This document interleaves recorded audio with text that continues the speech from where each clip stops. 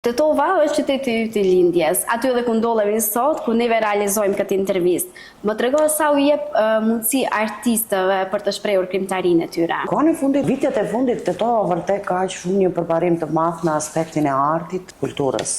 Vërtet ka shumë organizime të mëdha dhe jep hapësirë. Unë përsëri do të kthehem në shoqërinë kulturore artistike Gjeladini. Gjeladini që është një ndër fajtorët që kanë dalë shumë këngëtarë nga ajo shoqëri, po edhe shumë vallëtarë në fakt, duke nisë prej meje që në fillim si vallëtare, mandej dola si këngëtare dhe babai im ka qenë aty, babai ka qenë edhe si këngëtar në shoqëri dhe në kryesi të shoqërisë. Ka edhe shumë këngëtarë të tjerë të cilët kanë dalë, si Leo Trimi, ka qenë Rilindi, Elita, do me thënë të gjithë jemi të Tetovës dhe kështu që kemi pas përpraje vërtet, kemi fillu në një aspekt, e kam fjallën asaj që jemi një pjesë ku ka një vend që rinia apo fëmijët të shkojnë të kënaqen, të dëshmojnë veten në talentet që i ka.